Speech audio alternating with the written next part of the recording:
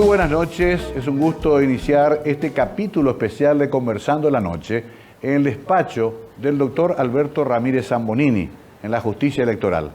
No es un momento cualquiera, son los últimos días del doctor Ramírez Zambonini en sus funciones después de 27 años en el Superior Tribunal de Justicia Electoral.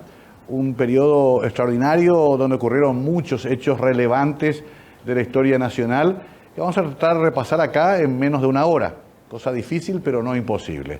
Además, considero al doctor Ramírez Zambonini un amigo, una persona que nos ha enseñado mucho también en este difícil ámbito de la política. Alberto, gracias por recibirnos en tu oficina. ¿Cómo estás? Pero muy bien.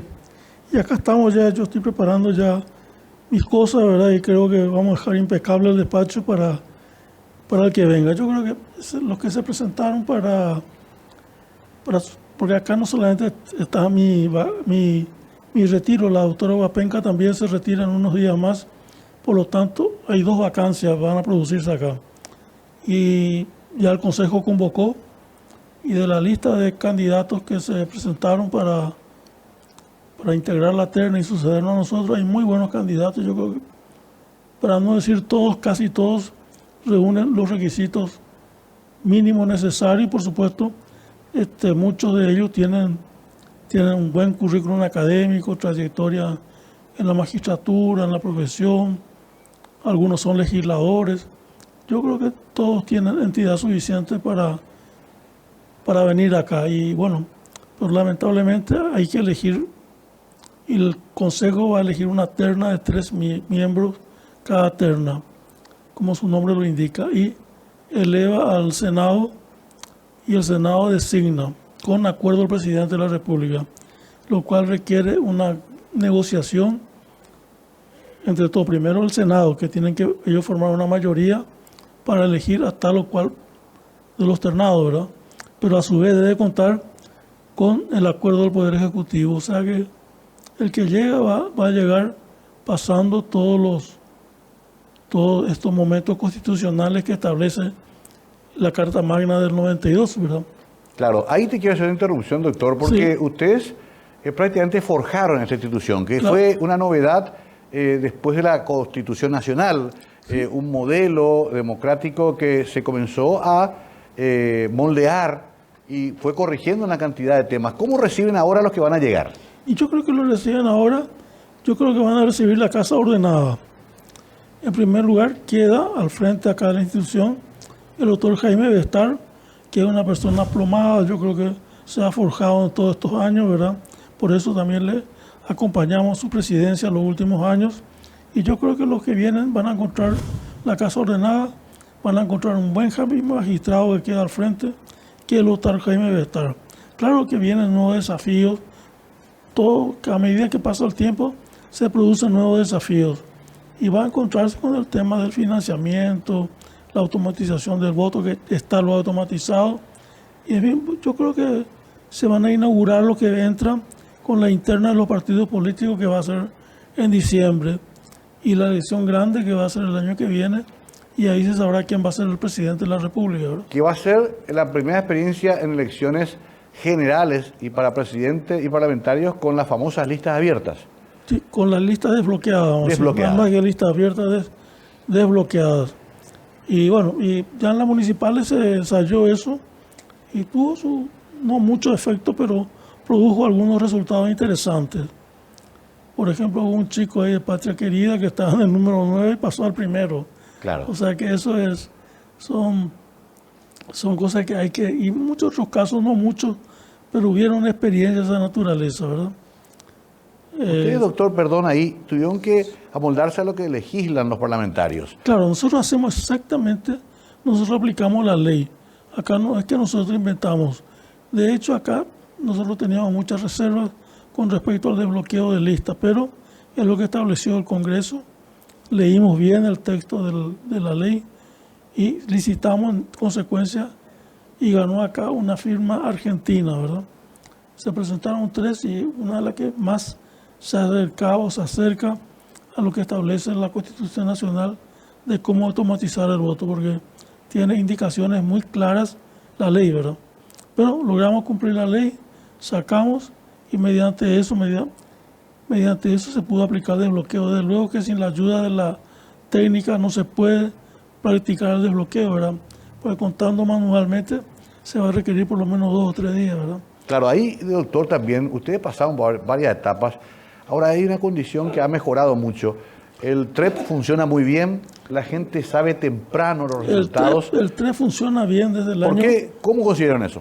En el año 2000 vinieron acá, yo tenía unos asesores acá, y yo realmente impulsé el TREP y salió bien, ¿verdad?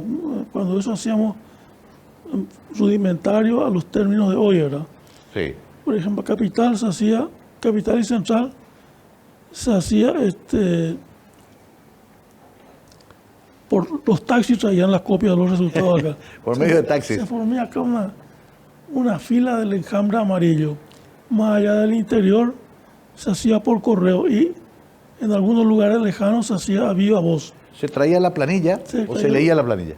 Teníamos todo un sistema de encriptación y salió y se estrenó justamente con aquella famosa elección que se le eligió vicepresidente al doctor Franco, ¿verdad? Sí. Y ganó por 1%, por menos del 1%. Acá yo tuve, por supuesto, cuando se hizo el corte, tuve el resultado, daba esa diferencia un poquito más, pero también yo tenía, cuando yo le había traído a un señor brasilero especialista en Quick Count. Quick Count era un sistema, ahora ya no se usa más porque todas las técnicas modernas no hace falta, pero ellos hacían como un muestreo general del país y hacían también un resultado. Y paralelamente también la OEA tenía un Quick Count que también me pasaban los resultados y todos coincidían que Yoyito había ganado por más de 1 punto, 2 puntos, otro. Y en ese sentido quiero destacar que tanto el doctor Morales como el doctor Dendia me acompañaron ahí donde dictamos digamos, los resultados y después el juzgamiento se comprobó que esos resultados eran certeros. Momento muy tenso en nuestra política. Momento tenso. Había pasado el marzo paraguayo, se estaba reconstruyendo la malla democrática, incluso Claro. se temía un retroceso por todos los sucesos que ocurrieron antes, ¿no? Y ahí también hay que tener en cuenta la impronta del presidente González Maqui que se impuso y respaldó al tribunal en los resultados que nosotros estábamos dando. Porque, por supuesto, como toda la política, siempre hubo gente que quiso cuestionar, etcétera, y finalmente nadie cuestionó nada. Y nunca más el TREP, y nunca, desde luego, los resultados del TREP siempre son avalados por el juzgamiento. Porque el TREP es una transmisión rápida de resultados, ¿verdad? Claro. Y después viene el juzgamiento. Y todos los juzgamientos validan el TREP, sin excepción, en todo este tiempo. Bueno, doctor, vamos a ir repasando esta Sí. historia apasionante porque no olvidemos que el Paraguay tuvo que reconvertirse de dictadura a democracia, creó los nuevos institutos para poder acceder Sí. a ese proceso y hubo que hacer una tarea didáctica. Todos aprendimos también, doctora, hasta cómo votar se enseñaba. Se enseñó, claro, se practicaba y ahora mismo el bloqueo nosotros estamos enseñando, o sea, Sí. pero la gente es rápida, entiende, ¿no? Todas estas cosas ya la gente maneja todos estos avances tecnológicos porque más que menos tiene un celular, hace su transferencia activa, o sea, que tiene un conocimiento, vamos a decir, mínimo de la tecnología y la máquina de votación no es otra cosa que eso, ¿verdad? No hay cuestionamientos generalmente a las elecciones, sobre todo con el correr de los tiempos cada vez hubo menos cuestionamientos, pero sí hay conductas que prevalecen, doctor.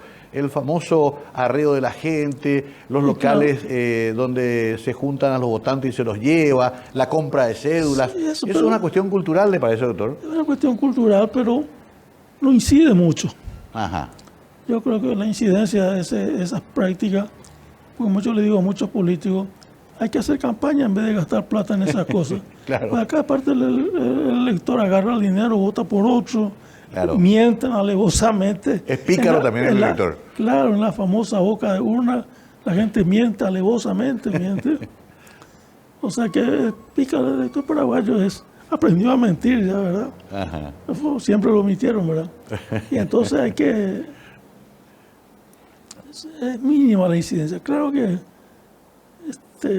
no es bueno que suceda eso, pero Desde el punto de vista del resguardo electoral, puedo decir que eso, si tiene alguna incidencia, es mínima. ¿Cuál es el lugar más peligroso del proceso electoral? Algunos dicen en el momento en que se cargan los votos. No sé. El momento que es.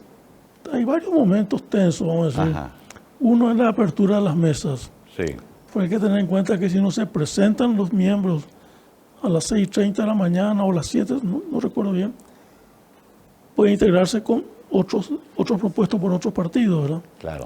Y en ese sentido, hay partidos que son hábiles, tienen todos los candidatos previstos para el caso que no se presente Para alguien. ocupar los lugares. Y también los otros, también todos. Nadie. Pero ahí, duda. perdón, entonces el candidato que quiera presentarse primero tiene que cubrir las mesas. O Tiene si que no, cubrir las sí. mesas, pero de cualquier manera, la confrontación que hay entre el Partido Colorado y el Partido Liberal, como ellos cubren casi todas las mesas, hacen que, aunque no quisieran, cuidan los votos de todos. Prueba de eso es que en este Senado, por ejemplo, que refleja el voto partidario, de 45 senadores, 15 son senadores que no son colorados ni liberales. Y esos no tuvieron capacidad de cubrir ni el 5% de las mesas. Pero ¿quiénes le cuidan? El mutuo control que existe entre estos dos partidos, ¿verdad? Entonces hacen que indirectamente y a la vez cuiden los votos de todos. Cuidan lo suyo primero y cuidan lo del otro. Y no hay forma de distribuirse esos resultados. 15 parlamentarios entraron mediante el control que hicieron tanto colorados como liberales, que se hicieron mutuamente y colateralmente a todos estos partidos. Ya. Y otro segundo momento también es el conteo de los votos y la firma del acta. Es un momento un poco tenso también porque ocasionalmente hay algunos que quieren incidentar, pero el paraguayo aprendió a respetar, a hacer las actas, todo firma, se transmite ya por el TREP. Aparte al instante, nosotros transmitimos el TREP en base a la fotografía del resultado electoral de cada mesa. Bueno, ahí quiero poner un punto para volver en la próxima parte de la conversación sobre algunos detalles y anécdotas, las presiones que habrá recibido el doctor, algunos liderazgos políticos muy fuertes. Se me viene a la cabeza Argaña, Lino Oviedo, el propio Domingo Laíno, los líderes clásicos del Partido Liberal, Tito y Ramos Ayer. ¿Cómo fue la relación con ellos? Y además, por supuesto, en esta conversación también queremos adelantar lo que proyecta hacer el doctor Ramírez Zammonini en breve. Pero todo eso será a la vuelta de la pausa aquí, Conversando la Noche con el doctor Alberto Ramírez Zammonini.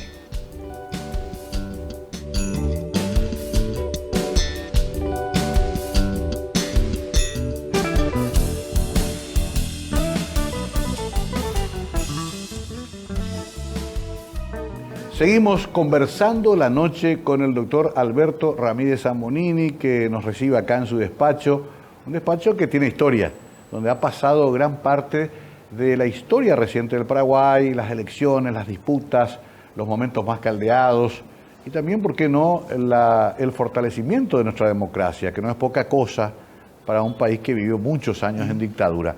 A propósito, doctor, ¿cómo nace esta justicia electoral? Bueno, la justicia electoral fue diseñada por los constituyentes en el 92. No se pudo integrar no solamente este órgano, la Corte, la Contraloría, etc. Y cuando se producen las elecciones del 93, finalmente el doctor Laíno aceptó los resultados, ¿verdad?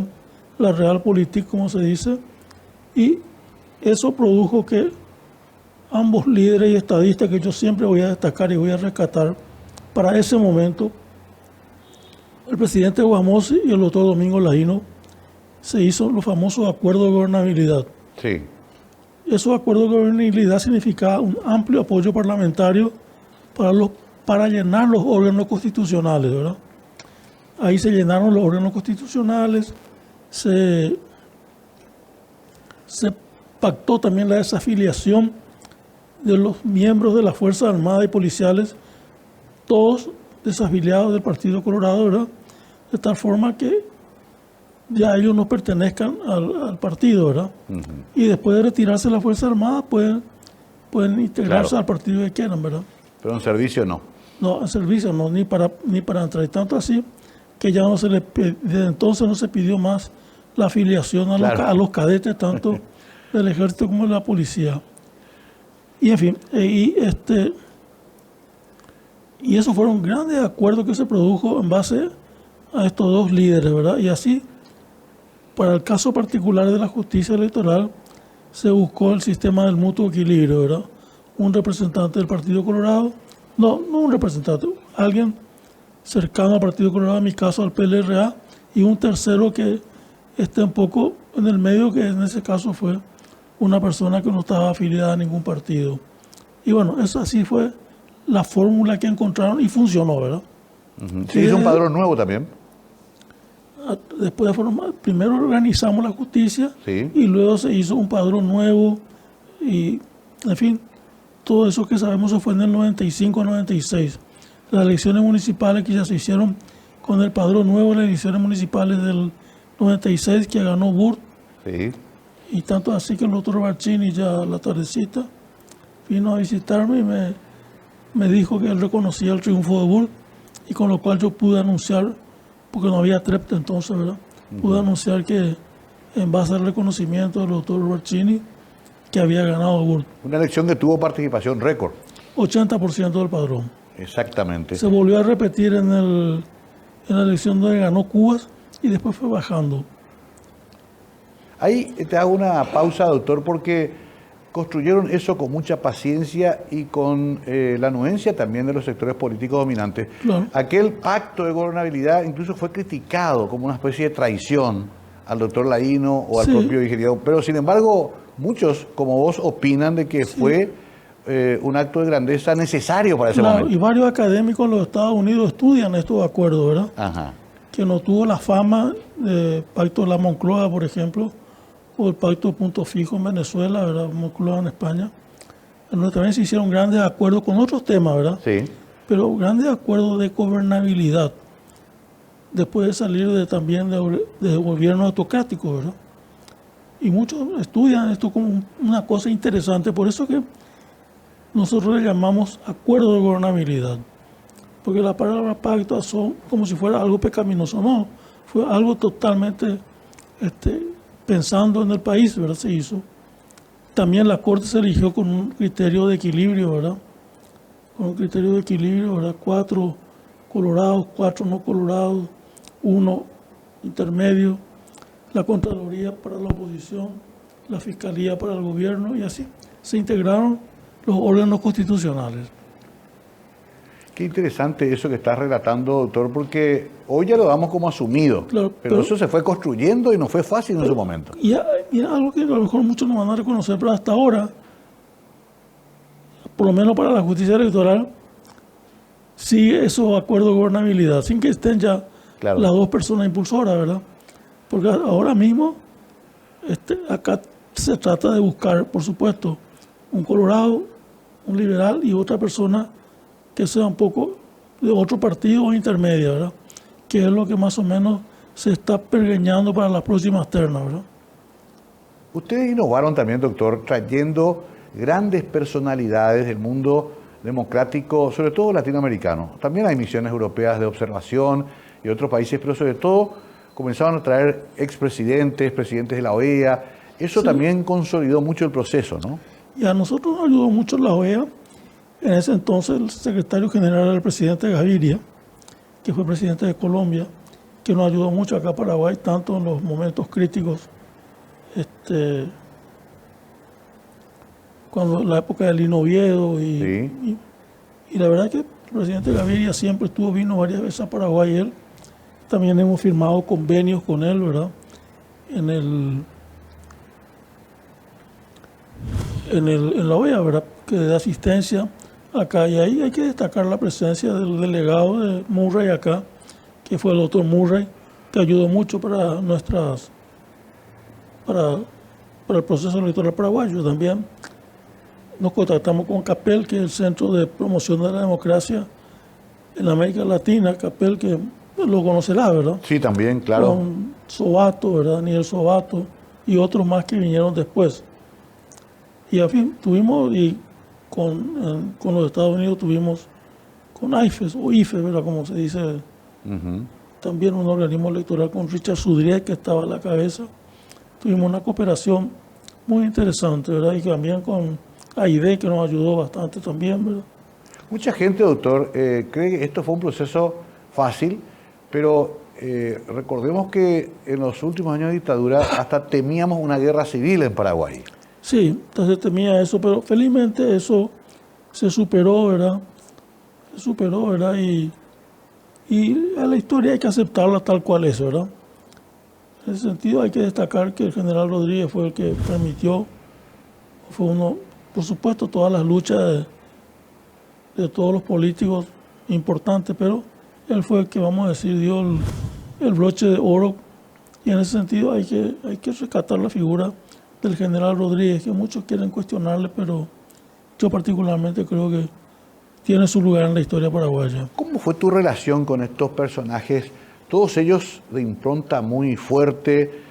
Un doctor Argaña, cualquiera que lo conoció sabe lo fuerte que era. Oviedo tenía también su estilo. ¿Cómo fue tu vinculación con ellos? Bueno, empiezo primero por los primeros, ¿verdad? Sí. Con el doctor Laíno fue excelente, hasta ahora nos frecuentamos.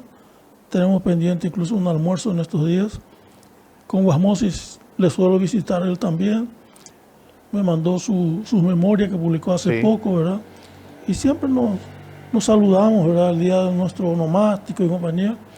Y la verdad que estoy un poco en deuda con él, no voy a visitarlo en los últimos tiempos. Con el doctor Seifer hasta morir tuvimos buenas relaciones. Y después con Argaña varias veces me visitó, nos reunimos varias veces, ¿verdad? Ajá. Incluso en los prolegómenos del Marzo Paraguayo. Yo fui uno, creo que de los últimos que le vi con vida al doctor Argaña en actos públicos, ¿verdad? Claro. Después él asistió a una recepción que yo ofrecí en marzo del 98, unos días antes.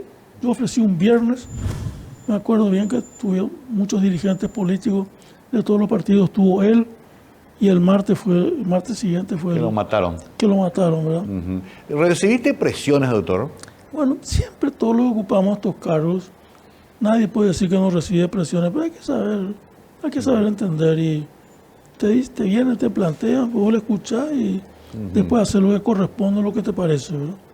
Yo en ese sentido puedo decir que siempre actuamos de esa forma, y el que ocupa este cargo tiene que saber que va a haber presiones de los políticos, de los medios, de sectores empresariales, de todos los calibres, pero hay que saber administrar. ¿Fueron entrando ustedes también a las internas partidarias? ¿En qué momento ocurrió eso? Y bueno, lentamente fuimos nosotros, desde luego que por constitución y por ley, nosotros en caso de conflicto interno, nosotros somos competentes, no así para organizar sus elecciones. Pero eso hacen los tribunales internos partidarios. Pero en la práctica fuimos asesorando a los tribunales. Ajá. Y en este momento ellos no pueden hacer sus elecciones sin nuestra asistencia, con lo cual es una forma de organizar las elecciones. Y entonces, mediante eso se pudieron eliminar muchos vicios que seguían ocurriendo en las internas políticas.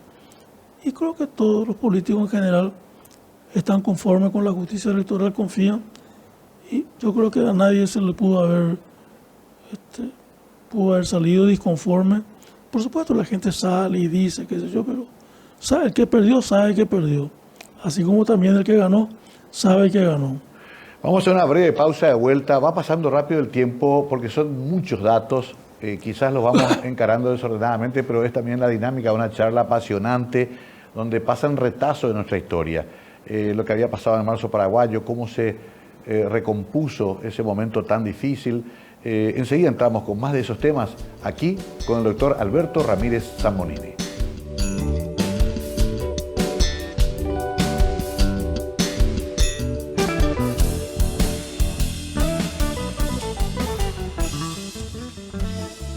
Continuamos hablando en una charla muy cálida con el doctor Ramírez Zambonini. Me contaba fuera de cámara, doctor, que tenés 2 hijos, bajo perfil, académico 1, la otra viviendo en México, tenés 4 nietos. Nietas. Nietas son todas. Mirá Sí. vos. Tu vinculación con ellos, por supuesto, excelente. Excelente. Con el que vive acá me visita permanentemente, ¿verdad? Ajá. ¿Y tu hija que está en México? México, ahora, cuando me retire acá, voy a México. Voy a estar cerca de un mes en México a visitarlo un poco a ellos y a estar ahí. Después vengo otra vez y ya estoy emprendiendo como te comenté, la consultora Sí, política que se va a llamar Delfos. Delfos. Delfos, sí. Como el oráculo. Como el oráculo, efectivamente, por eso vamos a hacer. ¿Tu época de estudiante, doctor, qué recordás? Bueno, yo estudiante en el Colegio San José, fui compañero con tu hermano, era un curso menor, Ajá. y ahí formamos ahí el centro de estudiantes. Hicimos una revista, en nuestro caso se llamaba Vértice. Adolfo firmó una revista que se llamaba Época, que tuvo su impronta. Luego fui uno de los fundadores también de la revista Criterio, ¿te acordarás? Sí, claro. Con Basilio Bogado y en fin, de todos esos grupos, ¿verdad? Ajá. ¿Era época que ya militabas por el Partido Liberal o entraste después? No, entré después. Ajá. Evidentemente había un fuerte control de la dictadura y eran sospechosos todos ustedes. Todo, pero se superaba también, ¿verdad? Ajá. Había que saber convivir. Esa era la realidad y había que saber convivir. ¿Y en tu casa cómo era, doctor, tu papá? ¿Quién era la señora Zambonini? Y ella es nieta, mejor dicho, de Santiago Zamonini, Ajá. que fue uno de los fundadores del barrio Villamorra. Y Ajá. tenía unas... Inmigrantes italianos. Sí, era socio menor o sea, compañero con el doctor Morra. Tanto así que la hermana de Zambonini, Carolina Zambonini, estaba casada con el doctor Morra. ¿Qué te recordás de ellos, de tu papá, de tu mamá? ¿Cómo era la vida con ellos? Mi casa era normal. De papá era opositor al régimen. Ajá. Y bueno, mamá era una señora que le acompañaba a papá. Y siempre en mi casa siempre supimos que nuestro camino no era el lado del gobierno, ¿verdad? Entonces, Entiendo. ¿Y tenías hermanos también? sí, un hermano menor y una hermana menor. Ajá. Mi hermana es concertista, está con sus hijos, mi hermano también, está en sus cosas. Vos fuiste el único que te metiste en la política. El único. Qué curioso, ¿no? Y sobre todo en aquella época que mencionaba recién, en que ocurrían ya las primeras revueltas estudiantiles, la avenida Sí. Rockefeller, Sí, las protestas contra Brasil por el Salto del Guairá. Hubieron varias revueltas antes, ¿verdad? En el 56, en el 58, el asunto de los obreros, en el 59, que fue cuando se disolvió las cámaras, ¿verdad? ¿Te llevaron preso alguna vez? No. ¿Te salvaste de las mazmorras de tronistas? Realmente no estuve nunca preso. Pero varios conocidos tuyos sí. Sí, muchísimos, muchos desaparecidos también, ¿verdad? ¿Ejerciste el derecho, doctor? Sí, ejercí la profesión durante varios años. ¿Qué opinión tenés sobre la justicia paraguaya? Que es el gran cuestionamiento que hacen varios sectores. ¿Por qué no podemos nunca reformarla hasta el punto de que sea más eficiente? Y bueno, es un tema grande, largo, que hay que ver. Y bueno, y los abogados que litigamos, aceptamos cómo son las cosas, ¿verdad? Claro. Todos sabemos cómo es el juez tal, cómo es el juez el otro. Y hay que convivir ahí, pero de cualquier manera requiere una profunda reforma, no reforma, sino componer mejor los órganos jurisdiccionales. Y por supuesto una serie de medidas colaterales, como que tienen que ganar mejor también los magistrados. No se puede pretender que un magistrado gane 15, 20 millones de guaraníes y esté administrado bien y vida y hacienda. Hay que pagar mucho mejor, ¿verdad? Mejor luego. ¿Deben ser inamovibles los jueces, doctor? Bueno, sobre todo los miembros de la Corte. Los miembros de la Corte, sí, aparte ya había una discusión si era 5 años. En mi caso particular, yo tengo las 2 confirmaciones por el Senado. Sí. Y aparte tengo una declaración de la Corte Suprema que también soy inamovible. Pero de cualquier manera, el Senado a mí me confirmó 2 veces. Creo que soy el único magistrado en ese sentido que tiene las 2 confirmaciones. El modelo norteamericano es así. Ellos son inamovibles. Hasta la muerte están hasta la muerte. Ellos están hasta la muerte. Nosotros hasta los 75 años. ¿Por qué acá se cuestiona tanto eso y se dice se quieren perpetuar en el cargo? Y tiene su ventaja y desventaja, ¿verdad? Algunas veces resulta... Todo depende de cómo se ejerce el tema, ¿verdad? Pero yo creo que está bien así como se está, como ya tiene una jurisprudencia de la Corte que está y funciona. Ahora creo que la Corte también tiene nuevos integrantes que creo que son muy buenos. Yo creo que la Corte va a mejorar, ¿verdad? Va a mejorar y está mejorando luego. Y el otro gran tema, doctor, es el Ministerio Público. Siempre cuestionado, siempre conflictivo, y hasta parece que cada vez que va acabando un gobierno es como que el que se va quiere dejar su fiscal general del Estado. Sí, así es. Y bueno. ¿Qué opinión te merece eso? Y es la realidad, y es lo que y yo creo que hubieron fiscales buenos también, ¿verdad? Cabrera Verón fue bueno, creo que el doctor Latorre también. Que son figuras nuevas también en nuestra... Claro, y Candy Amarilla también estuvo muy bien. Y bueno, y con respecto al actual fiscal hay muchas voces en contra y a favor. Pero si uno mira así sus funciones, creo que está haciendo lo mejor que puede y no se le conoce sobre todo actos de corrupción, ¿verdad? Que es muy importante eso. Importante escuchar al doctor Ramírez Sambonini por su experiencia y por todo lo que ha visto de nuestra historia reciente. En ese sentido también, doctor, hubo momentos muy tensos, por ejemplo, la matanza a Curuguatí y la renuncia del presidente Lugo, el juicio político. No, el presidente Lugo no renunció. Él fue sometido a un juicio político. Y el juicio político le destituyó. Sí. Y fue una matanza a Curuguatí que hasta ahora no se sabe exactamente qué es lo que ocurrió ahí. Ajá. La cuestión es que la política sí se tomó eso como argumentación, pero sobre todo él había desairado reiteradas veces al Partido Liberal, ¿verdad? Y entonces perdió el apoyo político. El apoyo político del Partido Liberal.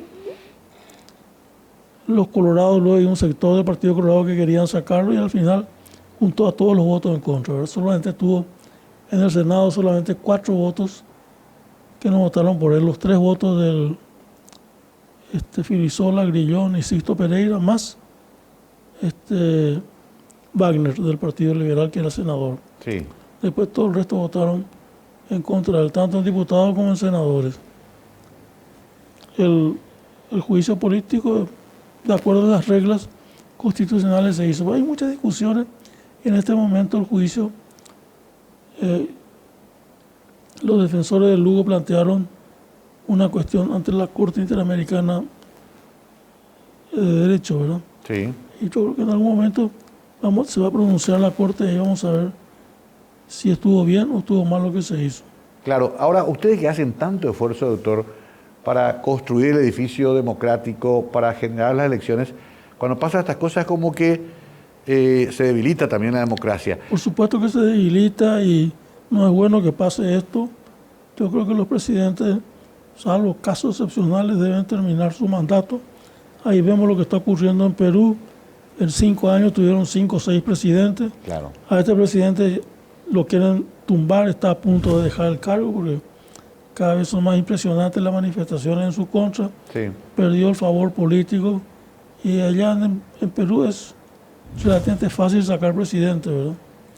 Porque tienen ellos una regla que dicen que declaran la vacancia, ¿verdad?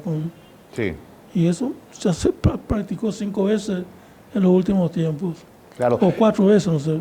Exacto. Acá eso sí, hay que reconocer, doctor, que ustedes también rápido recompusieron el tejido, generaron las elecciones, hicieron los llamados. Claro. Se pudo reaccionar a tiempo. Se reaccionó a tiempo. Yo creo que acá felizmente no hubo así lo que ocurre en otros países. Y yo creo que estamos, y que es cosa de todos, todos aportamos, ¿verdad? La justicia electoral aporta para la tranquilidad social y política garantizar los resultados electorales, ¿verdad? Más allá de algunos plagueos, se respetan los fallos de la justicia electoral porque todos saben que son los certeros. El último momento traumático de nuestro proceso democrático fue el intento de enmienda de nuestro sistema de elección de presidentes. ¿Qué opinas de la reelección? Bueno, la reelección es una figura que tienen varios países en América Latina. Y hay algunos que tienen continuas y otras discontinuas. Chile, por ejemplo, tiene discontinua. Puede ser reelecto, pero con un periodo de... En ese sentido, tanto la doctora Michelle Bachelet como Sebastián Piñera fueron 2 veces presidentes, pero con un periodo intermedio. Recuerdo. En la Argentina, los presidentes pueden postularse para inmediatamente, ¿verdad? Acá, ¿por qué no se puede lograr eso? Tenemos como una reticencia. Acá la Constitución tiene un artículo que dice que la reelección no es permitida en ningún caso, pero hay una interpretación constitucional porque tenemos dos formas de cambiar la Constitución, por la reforma y por la enmienda. Y hay un famoso, ya creo que es algo que está, ¿verdad?, que es el famoso dictamen del doctor Mendonca, en donde dijo que el tema de la reelección puede estipularse en la enmienda. Y bueno, y tuvieron hasta ahora los intentos que se hicieron por enmienda, por reforma no hubo ningún intento que yo sepa, y no salieron bien, ¿verdad? El primero fue el intento de Nicanor, Sí. salió mal. El otro fue el intento de Lugo, que estuvo en un principio, pero después no prosperó. Y finalmente el intento que hubo en tiempo del presidente Carter, ¿verdad? Que terminó en Que terminó una con violencia. el tema que todos sabemos, ¿verdad? Sí. Entonces yo creo que esto por ahora está en stand-by. A lo mejor en algún momento se recapitula otra vez el tema. Hay que esperar momento político, doctor. Hay que esperar, y se necesitan mayorías.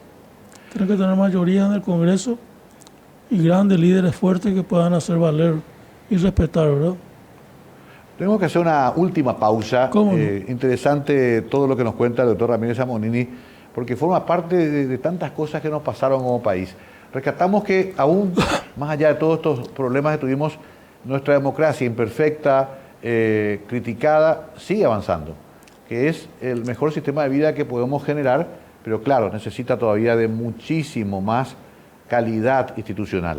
Vamos a hablar de eso a la vuelta de la pausa con el doctor Alberto Ramírez Zammonini.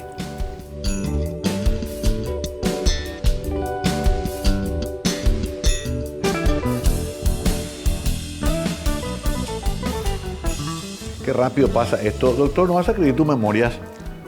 Y mira, estoy intentando, pero el asunto que Hay tanto que contar. pues hay cosas que no se pueden contar, ¿verdad? Ese es el problema, ¿verdad? Estuve dando vueltas, incluso tuve 2 personas que trabajaron conmigo para eso. Y al final, por ahora, vamos a dejarnos más ahí en stand-by. Porque si no se cuenta lo que hay que contar realmente, ¿Para qué, verdad? ¿para qué, verdad? Y entonces, mejor nomás que quede así. En todo caso, más adelante veremos. Bueno, interesante porque, claro, lo que todos queremos saber es lo que va a generar seguramente más problemas. Claro. Y alguna que otra reacción. Pero sos una persona que no se ha generado enemigos. No, quizás en algún momento hubo tensión, pero no te conozco gente que te considere su enemigo, o sí hay. No, hay algunos que por ahí creen, pero eso ya pasó, ya quedó en el olvido. Yo creo que en este momento está una etapa superada. Ya, sí hay que señalar que tuve como 10 intentos de juicio político, ¿verdad? Felizmente todos nos prosperaron y también le vencí al COVID, entonces creo que salgo. No voy a hacer programa de chisme, doctor, contigo, pero ¿cómo es tu vida? ¿Vos sos viudo? No, soy casado y bien, todo bien, una familia normal. ¿No? Normal. Sí. Ya.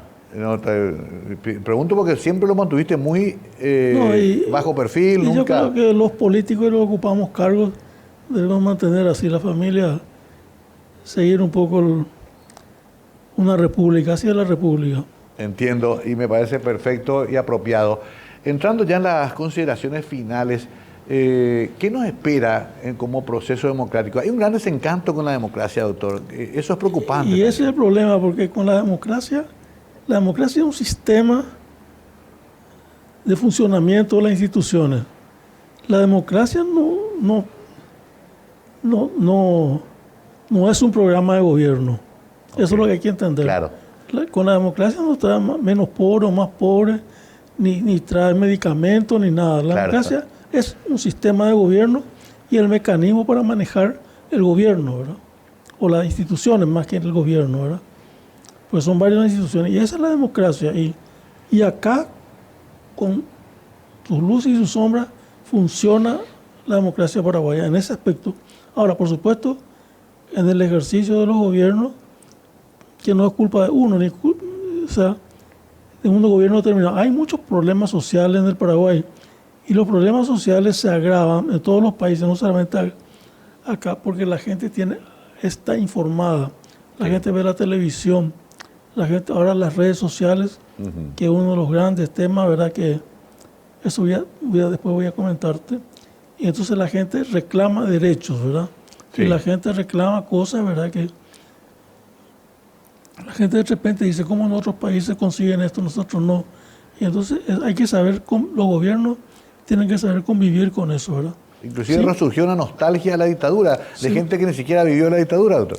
Claro, 50 años atrás no había estos problemas, nadie sabía luego que tenía derechos, ¿verdad? Claro, claro. Entonces, Nadie reclama lo que ni siquiera conoce. claro, y era más fácil gobernar. Mencionaste las redes sociales, Sí. y es un problema también para la justicia electoral, porque ahora, por ejemplo, la famosa boca de urna, los resultados anticipados, es difícil controlar. Vos tenés las redes sociales, como la televisión hace 30 o 40 años, vino para quedarse en la política. Sí. Anteriormente se quería prohibir la televisión, y ahora están las redes. Las redes no vas a controlar, ¿verdad? Entonces, porque si vos regulás algo, te salen por el lado derecho, Sí. o te sale un tweet que supuestamente está en Brasil o Argentina, pero de acá, ¿verdad? Entonces, mejor no me dejar como está, y hay que saber convivir. Y yo creo que los políticos saben convivir con las redes. El candidato, ¿qué voy a decir? Un candidato a concejal. El candidato a concejal, aparte de organizar su estructura electoral, Hoy organiza sus redes. tienen a alguien que le maneja sus redes, ¿verdad? Todos tienen sus redes. Entonces es un asunto que... Y funciona. La gente se maneja con eso. Interesante, llegó para quedarse. Llegó para quedarse, ¿no? Hasta Donald Trump usó las redes sociales para Y comunicarse. ahora con le suspendieron el Twitter a él y está haciendo su propio... su propia red. No, interesante concepto, llegaron para quedarse, como en su Llegaron para momento fue la quedarse. televisión o la radio, ¿no? Y ahora todo se ve al instante, en tiempo real. Ahí, fíjate el asunto de Ucrania, al instante Sí, te están mostrando lo que pasa allá, ¿verdad? Claro que ahí también es otro fenómeno de las redes, que hay muchas fake news, o sea, la noticia Claro. falsa. La fake news existió siempre en la humanidad, pero claro que no con la intensidad de ahora, ¿verdad? bueno, Y- entrando en esa parte ya de la conclusión que yo le pedía, querido doctor, ¿cómo ves nuestro proceso democrático? ¿Hay un retroceso? ¿Vamos a ir avanzando? ¿El bipartidismo va a continuar? Un poco ya como analista de coyuntura te quiero pedir esa opinión. Y creo que ahora te voy a poder opinar. Ahora ya vas a poder opinar un pocos días más. Esto Sí, puede ser un anticipo. Pero ¿qué nos espera? Y yo creo que el futuro, con todas estas condiciones, que hay que saber que tenemos problemas, que la gente sabe que tiene problemas, que la gente quiere reclamar derechos y el gobernante tiene que saber eso. Pues yo creo que vamos a ir para adelante. Yo creo que ya Paraguay nos avisora un gobierno autocrático en el firmamento, por ejemplo. Pues yo creo que está bien. Vamos a tener muchos problemas, tenemos de nuevo problemas, pero yo creo que está bien. Y el bipartidismo es no es que está bien o está mal, es una realidad. Claro.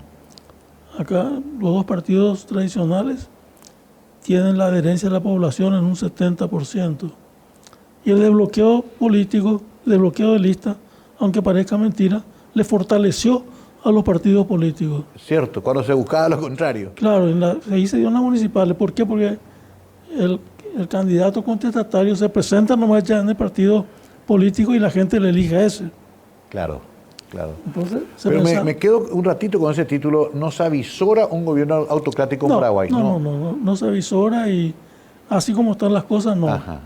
Está bien, lo Yo- cual sería un retroceso. O sea Yo que, creo que las instituciones funcionan con todo su altibajo, se respetan las decisiones del Senado, el presidente de la República también, y todo el mundo convive de alguna forma, y por supuesto los gobernantes tienen que saber que todo lo que hacen son observados por la ciudadanía y la gente cada vez más criteriosa porque está informada, ¿verdad? doctor, ¿sos un hombre creyente? ¿Sos un hombre de fe? Mira, ¿Qué hay después? Justamente hace unos años el obispo Cacupé estuvimos desayunando ahí en este lugar tan lindo que es ahí el Altagracia, ¿verdad? Ah, sí. Y bueno, hablando, me dijo, le comenté que yo era del San José. Ah, usted es del San José. ¿Y usted es católico? Sí. Voy a la iglesia para cuando se casa mi hijo, lo bautizmo a mi nieta y eso. Pero ahora que ya tengo esta edad, estoy de retorno ya. Lo que pasa es que todo te plantea, mira esto, mira aquello. Pero yo creo que también como los partidos políticos, las religiones, los que son creyentes están muy bien, ¿verdad? Y de cualquier manera le dicen que la religión es el opio del pueblo y otros le dicen que es un factor de contención social, ¿verdad? Claro. O sea, en el fondo tenés toda la estructura católica clásica que tuvimos todos. Pero soy muy tolerante, yo no tengo Ajá. ningún problema en que la gente tolerante. ¿Cómo te gustaría ser recordado, doctor Ramírez Samonini? Todos alguna vez vamos a marcharnos y, bueno, que digan por lo menos nosotros es un buen tipo, intentó algo. ¿Qué te gustaría que digan de vos? Y esto que queda en la justicia electoral, una institución sólida, que es lo que viene, van a encontrar algo bueno acá. Esto, que funcionan las instituciones y que un factor importante para que funcionen las instituciones es la justicia electoral. No es poca cosa para un país que vivió la mayor parte de su historia en dictadura. Claro, y por lo menos gobiernos autocráticos, para ser más exacto. Exacto. Haber dejado una hoja de ruta confiable no es poca cosa, doctor. En ese emprendimiento, en esa tarea estuviste acompañado por mucha gente. Por mucha gente y de mucha gente que ya no está, que por diversos motivos, muchos viajaron al exterior, otros se retiraron, pero de los que están actualmente podemos recordar a Lubetich, a Mauro, a Lourdes Rojas, al doctor Olindo, la doctora Norma, que son Fausto, Salas, son personas que sin cuyo concurso no se pueden hacer las elecciones. Qué bueno reconocer a esos que están un poquito más atrás en el escalafón, pero que son muy importantes en cada proceso. Tenemos permanentes reuniones y yo los aliento y ellos también. Creo que quedamos muy buenos términos, buenos amigos todos ellos. Bueno, se nos va acabando el tiempo, lastimosamente. Ha sido una charla interesantísima con el doctor Ramírez Samonini. En la próxima lo vamos a entrevistar como consultor. Ahí ya va a estar más liberado para decir ciertas cosas. Pero hoy nos contó 27 años de la historia del Paraguay vividos acá, en estos recintos, sí, donde se decidió la suerte de nuestro país en muchas ocasiones. Bueno, hace poco me hizo notar un amigo, en cargo administrativo, en cargo electoral, en cargo electivo, así, sí, el Senado, hay gente que duró más, pero acá fue el general Stroessner el que más duró, después estoy yo y después el doctor Francia. Entonces, buen recuento. Los tres bastante peculiares, sí, de carácter. Vos creo que un poquito más suave que Francia y Stroessner. Doctor Ramírez Samonini, un gusto enorme haberte acompañado también en tu oficina y gracias por recibirnos acá. Perfecto. Yo creo que vas a estar ahora por acá. Los que vienen van a ser siempre, te van a atender todo muy bien. Y tanto el doctor Vestal como los que van a reemplazarnos a nosotros. Muchas gracias, doctor Alberto Ramírez Samonini. 27 años de historia, decíamos, relatadas por lo menos parcialmente en esta conversación tan amena en Conversando la Noche. Será hasta muy pronto, aquí en Mega TV, como siempre, conociendo a las personas por encima del personaje y también entendiendo mejor nuestra realidad. Hasta pronto.